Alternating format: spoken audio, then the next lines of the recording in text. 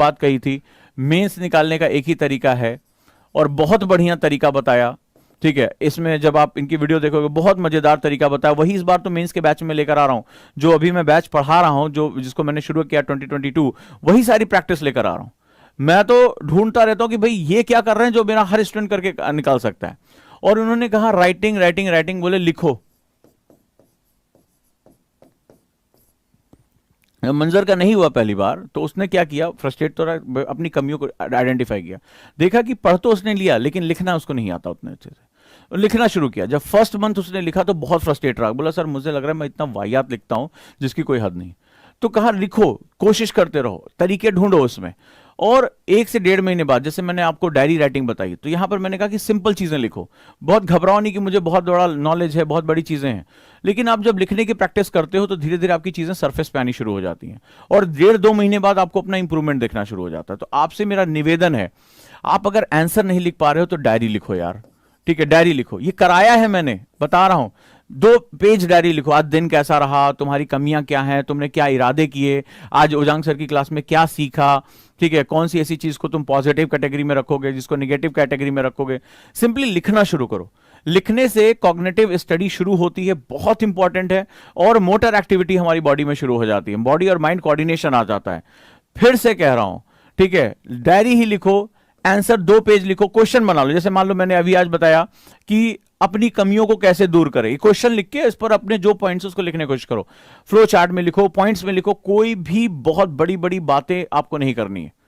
और जब आप ये प्रैक्टिस में लेकर आओगे तो आपके लिए चीजें बहुत आसान हो जाएंगी, ये इंपॉर्टेंट है। तो मैंने जो आपको बताया, सिलेबस एनालिसिस करो, प्रीवियस ईयर क्वेश्चन पढ़ो, ठीक है, और जो ओजांग टेस्ट प्रैक्टिस डाउनलोड कर लो अभी के अभी, और उस पर जाके क्विज दे आओ अपना, ठीक है, उसमें कुछ दे, और ढेर सारे प्रोग्राम लॉन्च हो रहे हैं। हम लोगों को सिखाया जाता था C2D, मेरे मुंह से आपने कई बार ये वर्ड सुना होगा, cooperate to dominate, cooperate to dominate,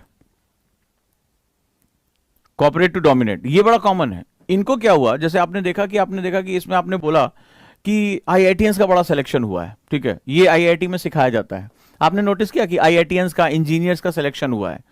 तो चूंकि मैं वो जीवन जी चुका हूं तो इसलिए मुझे बहुत अच्छी तरह से पता। मैं तुम्हें सीक्रेट बताता हूं आज, तुम्हें एक बहुत बड़ा राज जिन्होंने किसी भी वीडियो में नहीं बताया, सीक्रेट बता रहा हूं तुम्हें।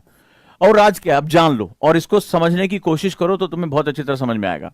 तुमने देखा कि ये सभी अच्छे कॉलेज से हैं, एक बहुत आपने नोटिस किया होगा कि अच्छे कॉलेज से, आपने देखा कि IITians हैं, फलाना इंजीनियरिंग कॉलेज से हैं, मौलाना आजाद कॉलेज से हैं, आपने नोटिस किया होगा, हाँ या ना मुझे बताओ। मैं तुम्हें आज सीक्रेट बताने जा रहा हूं, बहुत मस्त सीक्रेट, जिसको किसी ने भी इंटरव्यू में नहीं कहा होगा।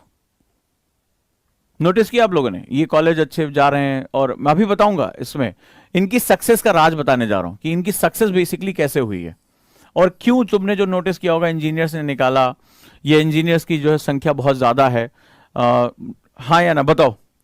और चूंकि मैं वो जीवन जी चुका हूं, मैं वो जो है वो चीजें देख चुका हूं, तो मुझे इसका बहुत प्रैक्टिकल, इसीलिए मैंने क्वेश्चन, जब मेरे साथ कोई इंटरव्यू में बैठता है तो उससे ये वाला क्वेश्चन जरूर पूछता हूं, ठीक है, और ये मैं निकलवा लेता हूं, क्योंकि मुझे पता कि ये सिंपल इंटरव्यू में इनसे बोल दिया जाएगा, ये कभी नहीं बताएगा बंदा। जानना चाहोगे? वो है C2D, कॉपरेट टू डोमिनेट, यानी कि जीतने के लिए सहयोग करना। अब तो सहकारिता मंत्रालय सरकार ने बना दिया, जीतने के लिए सहयोग करना, इसको बोलते हैं कॉपरेट टू डोमिनेट। डोमिनेट मतलब कि इस कंपटीशन में तुम्हें आगे जाना है और एक दूसरे को जो है कॉपरेट करना है। लेकिन एक बात ध्यान रखना, होता क्या है कि जब आप किसी अच्छे कॉलेज में जाते हैं, मान लो IITs में जा रहे हो या IIMs में जा रहे हो या अदर इंस्टीट्यूट में, आप इंजीनियरिंग कॉलेज में जा रहे हो, तो चूंकि क्या होता है कि वहां का मैं माहौल बताता हूं, वहां पर शुरुआती दौर में बहुत ज्यादा लोड होता है, बहुत ज्यादा लोड होता है। तो कॉलेज एक ऐसी लाइफ होती है, खासतौर पे इंजीनियरिंग कॉलेज, जो हमारे इंजीनियर बच्चे होंगे वो बहुत अच्छे जानते हैं, वहां बड़ी अच्छी सी लाइफ बन जाती है, और वहां पर पीयर्स यानी दोस्ती बड़ी अच्छी होती है, पीयर्स। और मोस्टली जो होते हैं वो पीयर्स में, चूंकि नए नए होते हैं, सपने नए नए होते हैं, दोस्त हमारे बच्चे, मेरे भी कॉलेज फ्रेंड्स, हमेशा मुझे अगर कोई कहे कि सब कुछ छोड़कर क्या पाओगे, मैं मेरी कॉलेज लाइफ मुझे वापस कर दो, ठीक है, वो मेरे दोस्त मुझे वापस कर दो, जो हम लोग जो जिंदगी जिया करते थे। तो हम लोग क्या होता था कि बहुत लोड डाल देते थे कॉलेजेस में, तो उसमें हम लोग लड़ने के लिए क्या करते थे, अपने काम को डिस्ट्रीब्यूट करना सीख जाते, टीम वर्क सीख जाते थे, टीम वर्क। अब किसी को, जैसे हमारे यहाँ था सर्किट, मुझे बनाने का बड़ा अच्छा एक्सपीरियंस था, तो मैं सर्किट जोड़ता था, एक को कंप्यूटर प्रोग्रामिंग, मुझे उसमें बड़ी दिक्कत होती थी, तो उसको कंप्यूटर, वो एक असाइनमेंट राइटिंग अच्छी, तो असाइनमेंट लिख देना उसका काम था। तो हम लोग क्या करते थे, काम को बहुत ही बिना ईगो को आए, ठीक है, यहां पर क्या होता है, जब आप बाहर होते हो तो आपकी ईगो आ जाती है, अरे वो हमसे ज्यादा जान जाएगा, अरे अपनी कॉपी नहीं देनी उसको, और ये जो है अरे उसको नहीं बताना कि हमने कितना पढ़ा, उसको अरे हम कहाँ कुछ नहीं पढ़ रहे, कुछ नहीं पढ़ रहे हैं। इस तरह की आपने देखा होगा, नोटिस किया होगा, ईगो बहुत ज्यादा आती है हमारी। लेकिन जब हम इस तरह के माहौल में जाते हैं तो वहां ईगो डिसॉल्व हो जाती है, क्योंकि हमें पता है सामने हमारा दुश्मन, हमारा जो प्रोफेसर उसके असाइनमेंट है, वो कभी मुंह से निकल गया ये असाइनमेंट कल जमा होना है, ये फलाना जमा, अब हमारी तो हालत खराब रहती थी। तो हमारे बीच में ईगो नहीं आती थी, हम टीम वर्क सीख गए थे। अब जरा इंपॉर्टेंट बात बता रहा हूं, बहुत बड़ा सीक्रेट बता रहा हूं, टीम वर्क सीख गए थे। कॉपरेट टू डोमिनेट, कि हम लोगों को आपस में कॉपरेट करना है ताकि हम डोमिनेट कर पाए, नहीं तो ये प्रोफेसर हमारी ऐसी तैसी कर देंगे, हमें हमेशा हमारी घबराहट होती थी। ये हमें नहीं पता चलता था, लेकिन 4 सालों में हमारी ये जीवन का हिस्सा बन जाता था, ये हमारा जो है वो लाइफ का पार्ट बन जाता था, कि हम आपस में कभी ईगो शो नहीं करते थे। हम हमेशा दोस्त हैं, हमें पता था अकेले हमसे होगा नहीं, ये प्रैक्टिकल फाइल एक ही दिन में बनना, ये मैथ्स के असाइनमेंट हो जाना, ये इलेक्ट्रिक सर्किट बन जाना, ये हमसे अकेले बस का होगा नहीं, राइट। तो इसीलिए हमने टीम वर्क सीख लिया था और पियर्स का हमने यूज करना सीख किया। तुम किसी भी अगर अच्छे कॉलेज में होगे, तुमने नोटिस किया होगा कि वहां पर पियर ग्रुप्स बनते हैं, नोटिस किया होगा, हाँ या ना, मुझे बताओ। देखो अनुराग ने लिखा है कि सर मैं सीएसई ब्रांच में हूं और हमारा ग्रुप ऐसे ही बनता है, मानते हो? तुम कहीं भी जाओगे तुम देखोगे कि वहां पर हमारे साथ यही चीज होती है। मैं आपसे एक बहुत इंपॉर्टेंट बात, और जब आप कॉलेज में नहीं अच्छे पढ़ते हो, जैसे मान लीजिए आप ऐसे कॉलेज में पढ़े जहां कोई किसी बात नहीं कर रहा है, जहां पर इसका इंटेलेक्चुअल माहौल नहीं है, ठीक है, इंटेलेक्चुअल माहौल नहीं है, जहां पर एक थोड़ा सा कि एकेडमिक प्रेशर बहुत ज्यादा, और प्रेशर से लड़ने के लिए आपके पास कोई और चारा नहीं है, आप अकेले ना इतने असाइनमेंट कर सकते हो, ना इतने आप जो है प्रोजेक्ट्स बना सकते हो, ना इतना केस स्टडीज दे सकते हो, तो आपको क्या करना पड़ता है, मजबूरी में जाके आपको काम को डिस्ट्रीब्यूट करना पड़ता है, मिलकर लड़ना पड़ता है, ताकि आप ये जो है वो पास हो जाओ।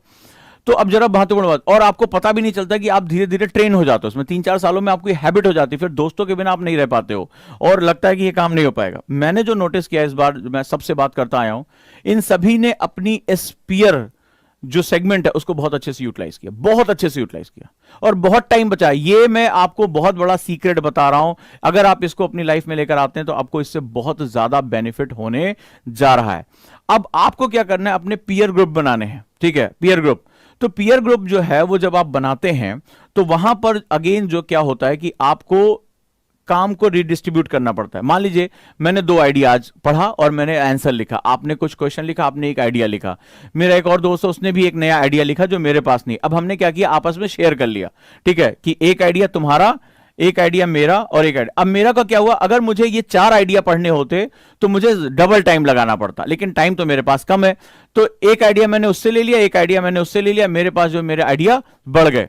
तो मेरे आइडियाज बढ़ गए, यानी कि मैं अब आंसर राइटिंग ज्यादा अच्छे से कर पाऊंगा, मैं अच्छे अच्छे इंटरव्यू में ज्यादा अच्छे जवाब दे पाऊंगा। किसकी बात कहां हिट कर जाएगी हमें नहीं पता। तो यहां पर जो है पीयर ग्रुप जो होते हैं, एक बहुत ही इंटेलेक्चुअल ग्रुप होता है जहां पर अपनी ईगो को डिसॉल्व करके, यही सबसे बड़ा दुश्मन होता है दोस्ती में। तुमने भी नोटिस किया होगा, यही सबसे बड़ा दुश्मन होता है, अरे वो हमसे ज्यादा पढ़ लिया, छुपा रहा है हमसे, अपनी किताब नहीं दिखाता, अपने नोट्स नहीं दिखाता है, तो यहां पर हमारी दोस्ती टूट जाती है। C2D अपनी कॉपी में लिख लो, कॉपरेट टू डोमिनेट, और इन सब ने किया है। और आप किसी भी अच्छे कॉलेज में जाओगे, अगर मेरी बात से इत्तेफाक रखते हो तो मुझे हाँ लिख कर बताओ कि हाँ सर हम आपकी बात से इत्तेफाक रखते हैं, ठीक है, हम आपकी बात से एग्री करते हैं, मुझे इसका जवाब देना। जो लोग भी अच्छे कॉलेजेस में है या जिनके अच्छे पीयर इंटेलेक्चुअल, बकैती ग्रुप नहीं, ये बकैती ग्रुप नहीं, इंटेलेक्चुअल ग्रुप है, जहां पर वो जब बैठते हैं डिसिप्लिन के साथ 1 घंटे 1.5 घंटे, और जैसे कॉलेजेस में कहते हैं ना कि फटी पड़ी है यार, अभी निकल रहा है तो प्रोफेसर हमारी ऐसी तैसी कर देगा, तो ये कॉलेज में जब लैंग्वेज यूज करते हैं इस तरह से, तो वो क्या होता है कि वो मिलकर काम, मजबूरी हो जाती है। हमने किया, कई बार हमने ये जीवन जिया है, और उसमें हमारी बॉन्डिंग इतनी मजबूत हो जाती, जब हम जब जीत के निकलते थे, उस प्रेशर से निकल जाते थे प्रोफेसर के पूरे दबाव से, तो इतना लगता था कि हाँ इतना इंजॉयमेंट, इतना खुशी, और एक दूसरे के साथ गले लगकर कि यार चल यार इस बार बच गए, इस सेमेस्टर बच गया, अगले सेमेस्टर देखा जाएगा। तो वो जो फीलिंग होती है वो बहुत ही अलग लेवल की होती है। और अगर आप इसको अपनी पढ़ाई में लेकर आप आते हैं, और ये मैंने कॉमनली देखा है, सीरियसली कह रहा हूं मैं, जितने भी लोग हैं, आपसे बुक बता दिया बिपिन चंद्रा, तो तुम्हारे पास बिपिन चंद्रा नहीं है, एनसीईआरटी बता दिया, तुम्हारे पास एनसीईआरटी नहीं है, नोट्स तुम्हारे पास नहीं है, 24 घंटे तुम्हारे पास 24 घंटे नहीं है, तुमसे भगवान 12 घंटे छीन लेते, नहीं, ऐसा नहीं है, सब कुछ कॉमन है। लेकिन कुछ ऐसे सीक्रेट्स हैं जो वो तुमसे बात नहीं कर पाते हैं, क्योंकि उनसे कोई क्वेश्चन पूछता ही नहीं है। हमने वो लाइफ जी है तो हमें वो पता होता है कि वो बेसिकली कैसे करते हैं। तो अब क्या करना है, आपको इंटेलेक्चुअल ग्रुप बनाना, लेकिन बात रहे इंटेलेक्चुअल, ईगो ग्रुप नहीं। जहां पर भी ईगो क्लैश हो रहा है, एक दूसरे से इंफॉर्मेशन जो, वो तुम्हारा ग्रुप नहीं है। और ये कब बनता है, जब तुम्हारा नीड बेस्ड ग्रुप बनता है, ठीक है, नीड बेस्ड, कि जब आपको पता हो कोई और चारा नहीं, हमें मिलकर लड़ना है। तो ऐसे लोगों को आपको क्या करना पड़ेगा कि आपको C2D, corporate to dominate group बनाना पड़ेगा, ठीक है। अब जैसे कई बार लोग कहते हैं कि सर व्हाट्सएप पे ग्रुप बना ले, मेरे बच्चे भी कई बार पूछते हैं। मैंने अपने व्हाट्सएप ग्रुप में ज्यादातर चैटिंग बंद कर रखी है। आप कहते हैं कि आप चैट का अलाउ नहीं करते, कई बच्चे मुझे नए नए आते हैं, बोले सर हमें आप इजाजत दे दीजिए, हम इसको ग्रुप करेंगे। जैसे ही वो व्हाट्सएप पे आते हैं, व्हाट्सएप तो एक ऐसी दुनिया है, देखो क्या होता है जब हम इस संबंधों में जाते हैं ना, तो एक दूसरे को जानते हैं, समझते हैं, एक दूसरे की क्या नेचर है, सामने हमारे होता है। इसमें कोई हमारे सामने नहीं होता है, तो व्हाट्सएप ग्रुप में केवल भसड़ होती है, मैं एग्री करता हूं, इसीलिए मुझे वो पसंद नहीं है कि व्हाट्सएप ग्रुप में केवल भसड़ होती है। किसी ने एक पोस्ट डाला, अरे बहुत अच्छा है, वेरी गुड, नाइस, बहुत बढ़िया, वेरी गुड, दूसरा उसमें आगे, क्या तुम लोगों ने बेवजह मैसेज कर रखे हैं, डिस्टर्बेंस होती है, ऐसे लोगों को निकाल दिया जाना चाहिए, दूसरा उसका विरोध करता है। फिर उसको अपोज करने के लिए पहले वाले जो उटपटांग, फिर क्या होता है, बात जानी थी पढ़ाई पे और चली जाती है लड़ाई पे, बात जानी थी पढ़ाई पे चली जाती है लड़ाई पे। तुमने नोटिस किया व्हाट्सएप ग्रुप में यही भसड़ होती है। तुमने मुझसे शिकायत करते हो गोजांग सर आप जो है वो कम्युनिकेशन ओपन क्यों नहीं करते, मैंने कहा जरूरत ही नहीं है, ठीक है, जरूरत ही नहीं है, वहां पर पढ़ाई नहीं लड़ाई होती है। जब तक हम एक दूसरे को व्यक्तिगत नहीं समझ पाते या इंटेलेक्चुअल एक कंट्रोल माहौल में हम नहीं करते, तब तक हमारे लिए वो एक दूसरे को अंडरस्टैंडिंग करना, पीयर ग्रुप में जाना बहुत